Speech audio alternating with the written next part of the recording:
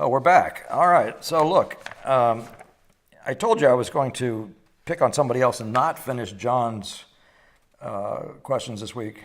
That's John P. But I decided to go ahead and do the John P. one anyway. just get done with it. Well, partly because I thought the other question was I was some doubt about what the person meant. So let me just go ahead and do the John question. And this is back to the discussion of Richard Schmid. He actually read to me a passage where Richard Schmid is describing a particular way of working. And I really agree with him completely on that, on this particular point. But I want to explain to you the difference in the way I approach it, and I think the difference between the way the two of us approach it based on looking at what he's doing. But it's very interesting that we have come to the same conclusions. And there's a whole bunch of stuff and different people in the way you work. It's just the visual world we're doing. We're making a look of nature in front of us. And to the extent that you're after the same things, you're going to, of course, come up with best strategies. One of the reasons I talk about the Boston School the way I do, and even Impressionism of the type that is Sargent and Zorn and all those guys, to the extent that that's Impressionism,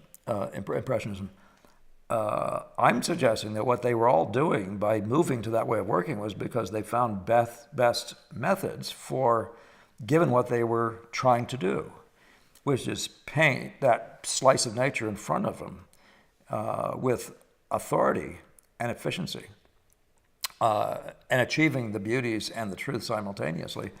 And they inevitably found certain common ground. And I don't think it's evident that a lot of people, and probably Richard Schmid included, are doing something other. Even Richard Lack was doing something other than I'm interested in doing, and I think different from the Boston School, and that is that they have an interest in something that I would call style, or something about where they sort of mess with nature. And that doesn't amuse me actually at all. I find the greatest challenge is in using the truth and the truth exclusively, and not going that way, not moving toward this other art, So what you're left with is those issues of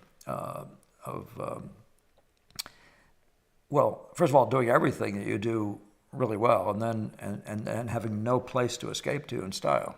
And I'm not saying they're trying to escape. I don't even slightly mean that. I'm saying I found that for me was what that was. The style was a place to sort of hide my deficiencies, and so I walked away from it and just said, no, just get better, just straight and true, like a Christian, the Joseph DeCamp model. Nevertheless, this is actually quite interesting, and I don't have the Schmid quote, but it's from one of his books. But he read it to me, and he says, here's the question. So he talks about wanting to paint more accurately right from the beginning, out of not wanting to have so many things to correct. I think you've said something similar. What are the similarities and differences between your different thoughts as best you understand it? So this doesn't necessarily have to be a long one, but the whole question of starts and of course, if your motive is a likeness in front of you, you do get sick and tired of having starts that have more troubles than they have things to build on, right? So, but I came to a very similar conclusion. What I did, I don't know if I've described it to you all, but I might have. But I'm going to do it anyway again because this context might actually make it more revelatory, more understandable. But when I was a student, maybe still with Gamel, I was in precisely that same mindset. I said, why is it I look up within a half hour of doing work and I got like 40 things that are just flat wrong when I literally counted them one day. And so I started looking, I said, so when did these mistakes start, right? So I immediately said, well, let's go to the very beginning. How do I start a painting? This is just a drawing, it was a charcoal drawing. I picked a very complex one. I picked the Who Done Man. And I said, all right, let's start the way we always start. Oh, what do we do for a start? Well, we put the top of the head and we put a little piece of the foot, and that's the top and bottom. That's how big the guy's going to be. And I'm going to draw them in between these two places, right? And I said, now, how many things can be wrong? And I looked at them and I said, let's see. Oh, well, they're at the wrong angle in relation to each other. Oh, the toe looks like it would make a foot about a mile big. So the toe shape that I made to use for that base point is already the wrong size in relation to the skull piece of, the shape of the hair or whatever I used.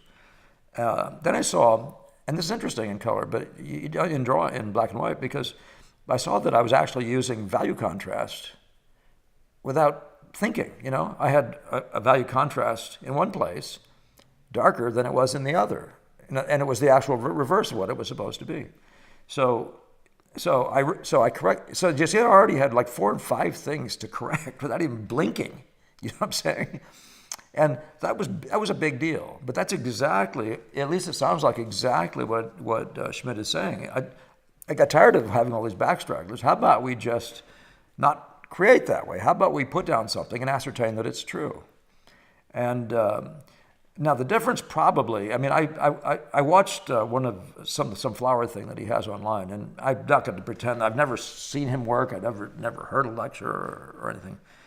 So, but in that one thing, he's busily working for some very long time on a very particular petal of some white flower. And I think from there he goes and works on another one, maybe somewhere else or whatever. But the way he describes it in the book, it sounds like he works on something and makes it very particularly like, and then he builds from there, from the inside out. Now, I stand to correct it if that's not true.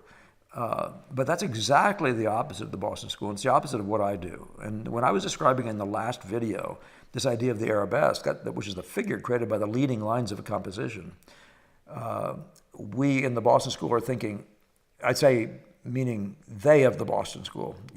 I'm a guy who's actually found something that is rather akin to it, but I'm hard-pressed to really say Boston School. But what I found is that in that model, they're working from the outside in. They're all over the place. This is actually a phrase out of the Boston School. All over the place at once in the start. So all over the place at once in the start, what does that mean? Does it make a big smeary mess all over the place? I mean, like, get you all over the place at once.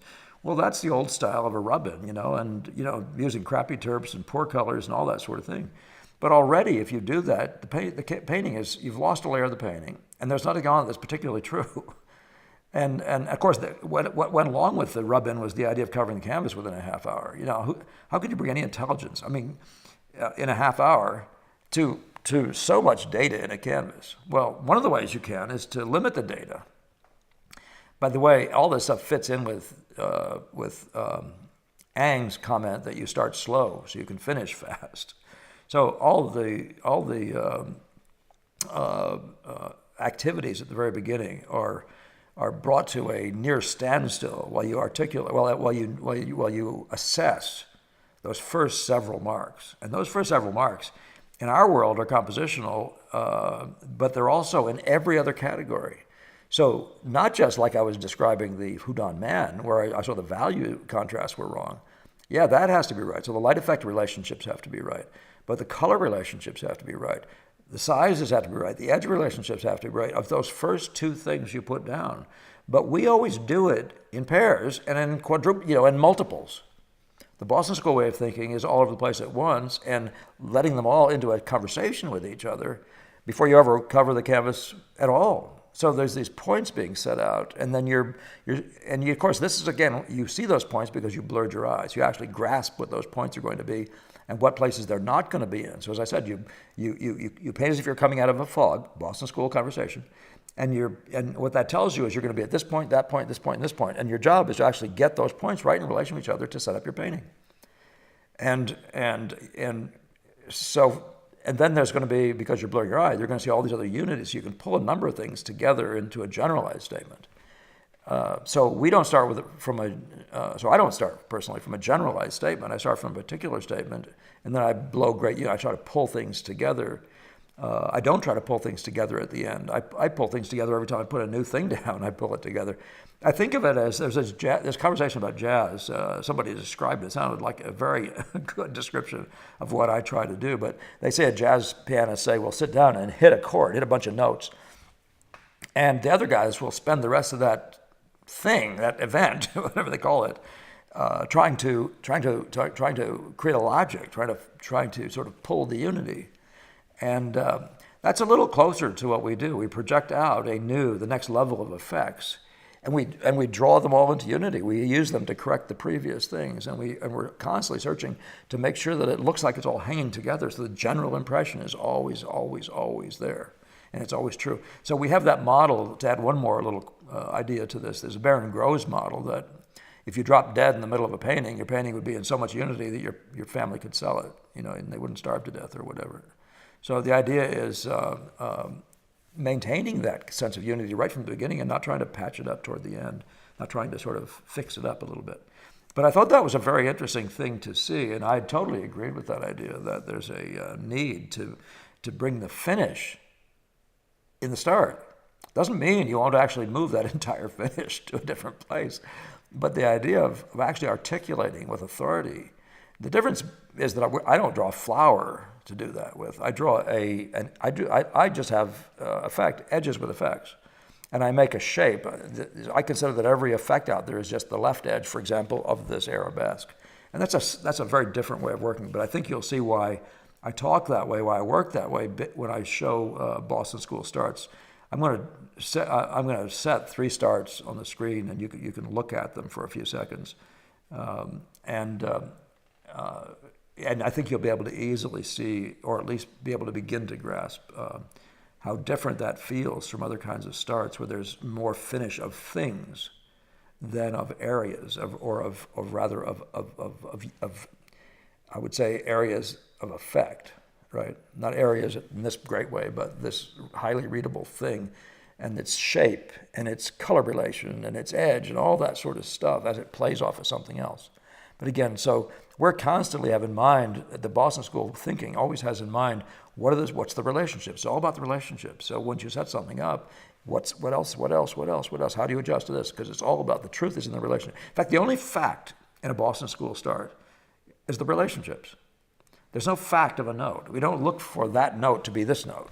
We don't even begin. I mean, you can start there, but it doesn't mean a thing to you. You don't believe a word of it. You might put that out because you need a highly chromatic note. It's the most chromatic note. Hit that happy orange there.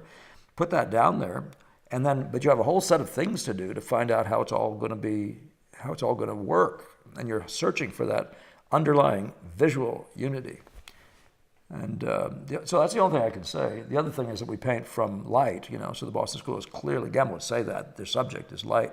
So every mark you make, every effect you make is actually a light effect, not just an effect in some other vague way, but actually literally that feeling of light that's projected from that spot because of the edge, because of the contrast, because of et cetera. Do you follow me? So, John, that's the best I can do with that. I'm not sure. I'm only remembering that one little part of what you said about his finish idea. So if there's more to this question, go ahead and bring it. We don't need to keep going after. I mean, I think to understand the Boston School, the most important thing you can probably ever do is look at how other people work. The truth about your work is really when you look at other people's work and you say, oh, we do this. Why do we do this? They do that. Why do we do that? Why do we this? Why don't we do grisaille? Why doesn't the Boston School, why don't they do grisaille the way Lack said he did when he's doing an Impressionist painting? Why don't we do a black and white painting underneath it? I mean, the fact is, there are worlds, like he said the reason he did it was because the world was complicated, so it had a lot of drawing involved. But what landscape painting doesn't have a lot of drawing involved ultimately? And you see so many of those by various of the Boston School guys, and they're complicated pictures. Those interiors with several women in them and that sort of thing, they're more complicated, at least as complicated, if not more so, than the concert. And yet they don't employ underpainting. So these are just things that are part and parcel with the Boston School and this other way of working.